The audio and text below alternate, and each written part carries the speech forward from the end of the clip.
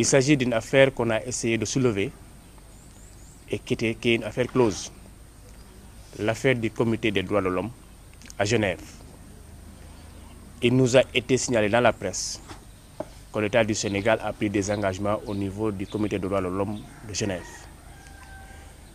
Il faudrait quand même qu'on éclaircisse dans cette affaire. Parce que c'est une affaire vieille de plus de 3 ans, qui est close, et il n'y a aucun élément nouveau aujourd'hui. Nous sommes au statu quo qui existait il y a 3 ans. C'est-à-dire qu'après l'arrêt de la Cour de répression de l'enrichissement illicite, qui a été confirmé par la Cour suprême, les avocats de Karim Wade avaient saisi le comité des droits de l'homme. C'est-à-dire, c'est un groupe de travail qui se trouve à Genève, qui est constitué d'experts, pas de juges, pas de personnes capables de donner des injonctions à des États. Donc c'est un groupe de travail qui est composé d'experts, et même les experts qui sont au Sénégal, qui sont dans le domaine des droits de l'homme, peuvent faire partie de ce comité-là. Et donc, ils ont eu à faire des constatations, qui ont eu à faire des remarques, et qui ont eu à dire à l'État du Sénégal leurs remarques. Il est bien de rappeler aussi qu'à l'époque, les avocats de l'État du Sénégal que nous sommes, on était partis à Genève, alors que l'État du Sénégal devait déposer sa réponse et que tout le monde avait constaté qu'il y avait un retard et l'État du Sénégal a été fort clos. Et sur les seuls arguments de la partie adverse que le groupe de travail avait émis ces constatations.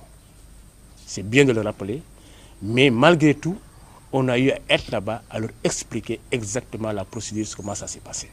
Depuis Massalikul Jinane, avec la bénédiction du khalife général des Mourides, avant même que le président Abdoulaye Wade ne se déplace vers le palais, des personnes ont agité quand même des débats pour discréditer cette retrouvaille.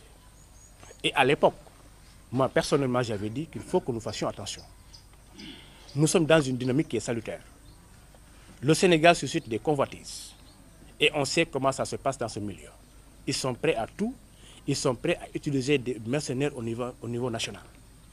Et donc, nous Sénégalais aussi, on doit faire attention, on doit faire en sorte que personne ne puisse faire de la découverte de nos ressources énergétiques une malédiction. Nous qui sommes avec le président de la République, Macky Sall, nous qui travaillons avec lui, si des gens font pour l'empêcher de continuer son mandat et de le faire dans la quiétude et de nous amener vers l'émergence tant voulue, nous sommes prêts à multiplier ces 1% pour les en empêcher.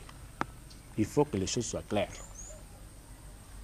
Nous sommes là, nous sommes debout et nous resterons debout autour du président de la République pour empêcher ces gens-là de faire en sorte que ce qui est commencé et qui est très bien pour ce pays ne puisse pas être continué.